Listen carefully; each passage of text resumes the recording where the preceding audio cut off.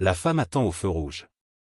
À ce moment-là, un homme arrive à cheval sur un magnifique cheval blanc. Même les passants sont captivés par son allure élégante et son visage si charmant. Ah, tournez à droite à l'intersection, s'il vous plaît, lance quelqu'un.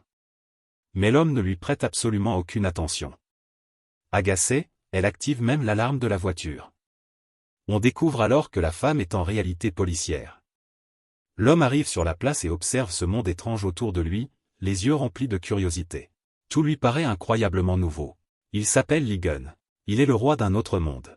Il a aperçu quelqu'un qui ressemblait au sauveur qu'il connaissait enfant. Il l'a poursuivi à cheval, et contre toute attente, il a traversé les mondes. À ce moment-là, la policière l'a déjà rattrapé.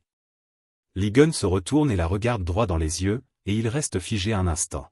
Pourtant, elle reste concentrée sur son infraction au code de la route et lui ordonne de descendre immédiatement de son cheval. Ligon met pied à terre avec une pose incroyablement classe, puis s'avance vers elle pas à pas. Il sort sa carte professionnelle pour la vérifier et dit avec émotion, « Enfin, je peux vous voir, officier. » Au moment où la femme, un peu déconcertée, essaie de comprendre ce qu'il raconte, Ligon la prend soudain dans ses bras. Elle se débat aussitôt et lui demande s'il est un voyou. Ligon répond calmement que c'est simplement une manière de saluer. La policière reste sans voix. Puis Ligon se présente avec assurance, « Je suis l'empereur de la République de Corée. Je poursuivais un individu suspect. J'ai traversé une dimension frappée par la foudre et me voilà ici. » Évidemment, comment pourrait-elle croire à une histoire aussi incroyable de monde parallèle? Il regarde alors l'affiche publicitaire à côté de lui, où apparaît une star féminine, et soupire en disant que ce monde est gouverné par une reine. Il demande même à la policière de le conduire jusqu'à elle. Au passage, il prend grand soin de son cheval blanc. La policière commence sérieusement à penser que cet homme a un problème. La policière enfreint elle-même le code de la route avec Ligon. Il bouscule même des agents en service et se retrouve au poste. Même son cheval blanc y est conduit. Au commissariat, elle lui demande son nom. Mais Ligon répond fièrement, « Même si je vous le disais, vous ne pourriez pas m'appeler par mon nom. » Sans identité enregistrée, ils doivent utiliser ses empreintes digitales. Mais venant d'un autre monde, comment pourrait-il avoir une identité ici? Ainsi, le roi d'un pays se retrouve enfermé dans une cellule. Il demande qu'on lui apporte une chaise ou un coussin, expliquant qu'en tant qu'empereur, il ne peut pas s'asseoir par terre.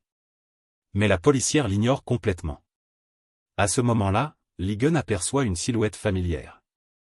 Cet homme ressemble exactement à son garde personnel. Il se retourne vers lui, « Avez-vous besoin d'un médecin ?» demande l'autre, un peu perplexe. Ligon répète qu'il est empereur et qu'il ne peut pas s'asseoir par terre. Quand l'homme ramasse un sachet de café et saute de joie, Ligon comprend aussitôt que ce n'est définitivement pas son garde. Peu après, la policière veut lui faire passer un test. Mais Ligon, toujours très sûr de lui dit qu'elle ferait mieux de faire attention à sa tête, car dans son monde, parler ainsi à l'empereur mènerait à la décapitation. Pendant qu'il continue à raconter ses histoires, faute d'informations trouvées sur lui, il est finalement relâché. Il demande alors à la policière de lui trouver un hôtel. Elle lui répond que tous les hôtels autour sont des 5 étoiles, et lui demande s'il a de l'argent. Ligon détache un bouton de son vêtement et affirme que c'est un diamant. Elle plaisante, « Si c'est vraiment un diamant, alors j'accepte de devenir ta femme. » Ils se rendent donc chez un bijoutier pour vérifier. L'expert, impressionné, avoue n'avoir jamais vu un diamant aussi précieux en 40 ans de carrière. Mais même si la pierre est exceptionnelle, il précise qu'il existe toujours un risque inconnu.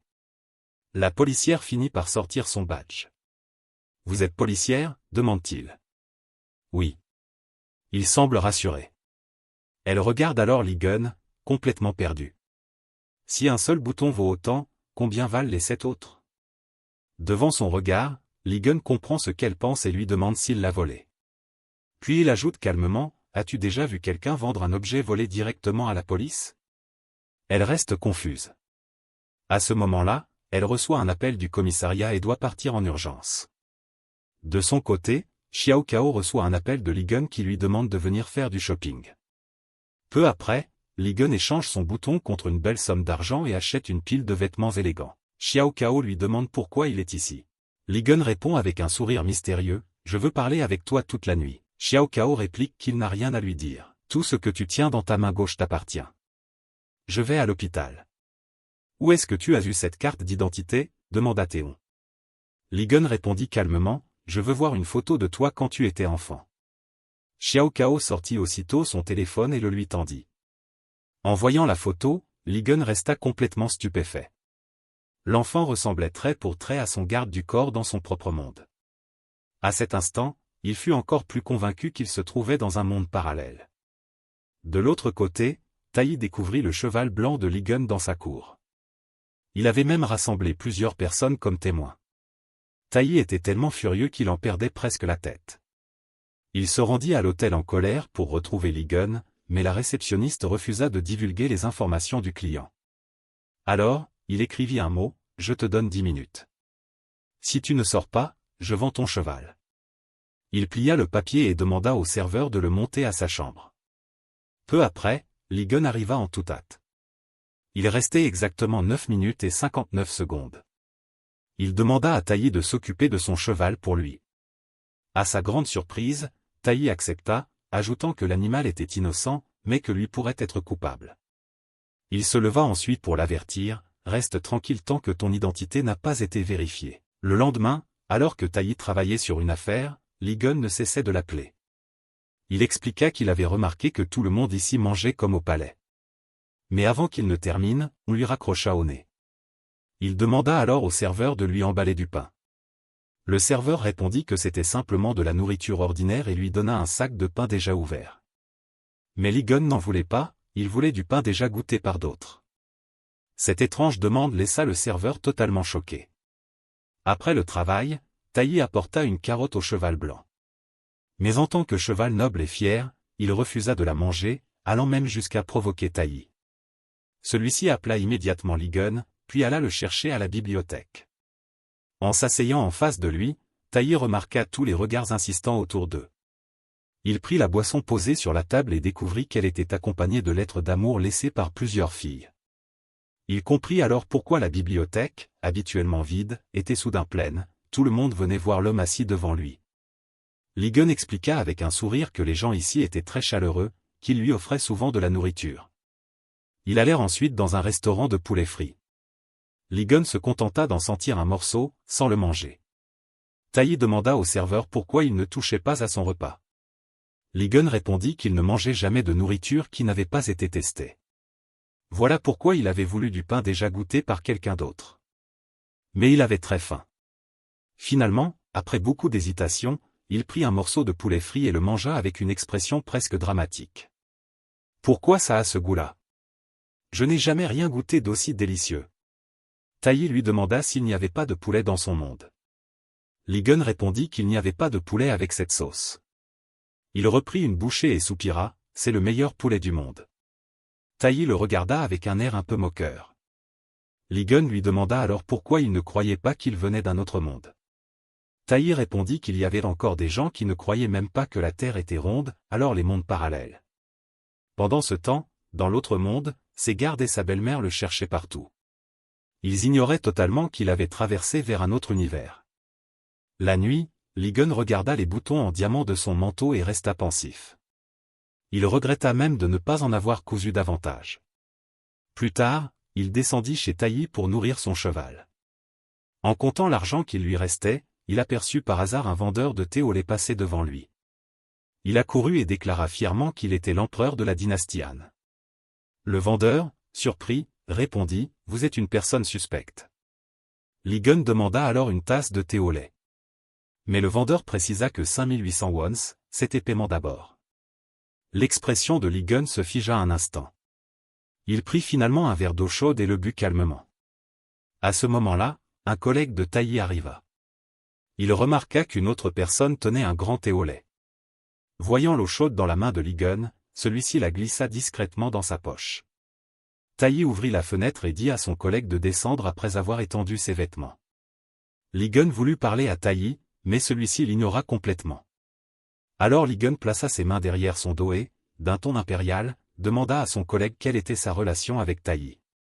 Le collègue lui ordonna de ne pas bouger, sortit son téléphone et prit une photo. « Tu es devenu quelqu'un d'important maintenant. Il est très probable que tu sois un suspect. » Quand Li-gun entendit ça, il se couvrit immédiatement le visage et lui demanda de faire attention à ses paroles.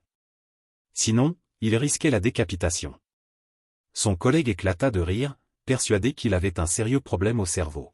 Un moment plus tard, Taï descendit et apprit que les deux allaient voir un film. Li Gun déclara aussitôt qu'il venait aussi. Mais Taï répondit, « Pourquoi tu ne passes pas un bon moment avec ton cheval ?» Li Gun regarda le dos de Taï s'éloigner et poussa un profond soupir. Taï, en marchant, s'inquiéta qu'il reste planté là à l'attendre, alors il fit demi-tour. Il vit Li Gun immobile au même endroit. Il lui demanda pourquoi il ne rentrait pas. Li Gun répondit doucement, « Tu ne peux pas me faire ça. » Taï demanda pourquoi.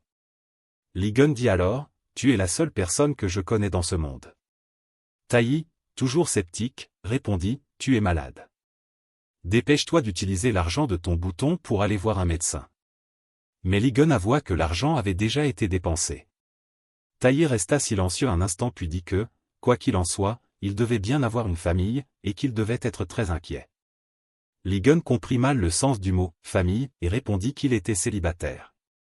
Taï s'arrêta net et demanda, « Qu'est-ce que tu racontes encore ?» Li Gun expliqua qu'il n'avait pas de proche direct et qu'il venait justement de prendre une décision importante, lui accorder un statut inattendu. « Te l'accorder à toi. »« Quel statut ?» demanda Taï, perplexe.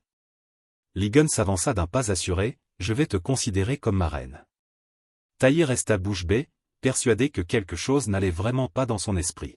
En entendant ces absurdités, Taï perdit finalement patience. « Très bien. Emmène-moi dans ton monde parallèle. J'irai promouvoir ce pays moi-même. » Il demanda à Li Gun de marcher devant. Les deux se rendirent alors dans la forêt de bambous que Li Gun avait traversée auparavant. Li Gun fit plusieurs allers-retours, l'air concentré. Taï se moqua, « Ce n'est pas ici l'adresse de ton monde ?» Li Gun répondit qu'il cherchait la porte. Taï pensa qu'il se moquait encore de lui. Li Gun expliqua qu'il devait y avoir 2 piliers ici, et qu'au moment précis où le son d'une flûte résonnerait, un immense pilier de pierre apparaîtrait au-dessus d'eux. Alors, la porte du temps se manifesterait. Mais aujourd'hui, il semblait que la porte ne lui permettait pas de passer. « Pourquoi es-tu ici ?» Li Gun sourit légèrement, « N'est-ce pas toi qui m'as demandé de te guider ?» Taï eut l'impression de devenir fou. Il déclara que les résultats ADN sortiraient le lendemain. « Si on trouve tes proches, tu partiras. Si on ne trouve rien, tu ferais mieux de bien te tenir. » Le lendemain, Li Gun et Xiao Cao allèrent au supermarché. En regardant le poignet de Xiao Cao, Li Gun s'approcha. Xiao Cao recula aussitôt, « À l'avenir, reste loin de moi. » Pour s'excuser, Li Gun déclara solennellement qu'il ferait de Xiao Cao le dirigeant du monde, ajoutant que c'était un immense honneur. Xiao Cao le regarda comme s'il avait perdu la tête. « Tu es fou ?» En entendant qu'on le traitait d'ainsi, Li Gun resta figé un instant. Il déclara qu'il devait absolument l'emmener dans son monde, quitte à lui couper la main s'il le fallait. Pendant ce temps, le rapport ADN de Li Gun venait de sortir. Mais chose incroyable, il n'existait aucune correspondance dans ce monde. Personne. Taï resta sous le choc en entendant la nouvelle. À ce moment-là, le club équestre appela. On lui annonça que le cheval était un pur sang d'une lignée extrêmement noble, un véritable trésor vivant. Un cheval de ce genre, on n'en voyait même pas en Chine. Taï resta figé un long moment. Tout semblait prouver que Li Gun ne venait réellement pas de ce monde. Le soir, il alla retrouver Li Gun pour éclaircir toute cette histoire. Il lui demanda d'abord de ne pas parler. « Pourquoi as-tu mélangé l'alcool ?» Li Gun répondit que ce n'était pas mélangé, que c'était simplement du vin. Taï posa un verre devant lui et lui demanda de le sentir. Li Gun éclata de rire et avoua franchement qu'il ne savait pas boire. Taï le regarda sérieusement. « Dis-moi la vérité, viens-tu vraiment d'un autre monde ?» Li Gun répondit qu'il l'avait répété d'innombrables fois, mais qu'il refusait toujours d'y croire. Puis Taï demanda, « Qui d'autre a traversé cette porte ?» Li Gun expliqua qu'il n'était pas seul. Une autre personne l'avait franchie, son oncle. Il y a 25 ans, pour s'emparer de cette force mystérieuse née de la tempête, son oncle avait tué son propre père. Le jeune Li Gun avait été témoin de la scène. Fou de douleur, il avait brandi une longue épée pour venger son père. Mais dans le combat, l'épée sacrée Wamboxidi avait été brisée en 2. Son oncle ramassa une moitié et le poignarda au cou. Au moment critique, un homme vêtu de noir apparut et le sauva. Son oncle, voyant cela, s'enfuit avec la moitié de l'épée. L'homme en noir s'approcha pour examiner sa blessure, mais en retirant son insigne, quelque chose d'étrange apparut. Sur l'insigne figurait un nom et un portrait, ceux de Tailly. Malgré tout, Tailly refusait d'y croire. Quel bazar ton histoire de monde parallèle. Ligon soupira doucement. Si tu ne me crois pas, je ne peux rien y faire. Quand Tailly voulut payer l'addition, il fut choqué par le montant. Au même moment, il aperçut le poulet frit dans les mains de Ligon, et comprit immédiatement. On dirait que tu as emporté plus que ce que tu as mangé. Quand as-tu encore fait emballer ça? Ligon répondit tranquillement, avant que tu arrives. Le responsable m'a demandé si j'avais besoin d'autre chose. J'ai simplement dit oui. Tailly secoua la tête. Quel genre d'empereur es-tu, franchement? Et ton monde parallèle, rentre chez toi et écris plutôt un roman. De retour chez lui le soir, une pluie torrentielle s'abattit soudainement à l'extérieur. La foudre éclata dans le ciel. Soudain, une douleur vive traversa son épaule. Il se dépêcha d'enlever ses vêtements, et découvrit sur son corps une marque mystérieuse. Un nouvel éclair illumina la nuit. Voilà la fin de cette histoire incroyable. Si la vidéo t'a plu, ça me ferait vraiment plaisir que tu laisses un like, que tu t'abonnes et que tu actives la cloche pour ne rien rater des prochaines histoires. Merci d'avoir regardé jusqu'au bout, vous êtes les meilleurs, on se retrouve très vite pour une nouvelle vidéo.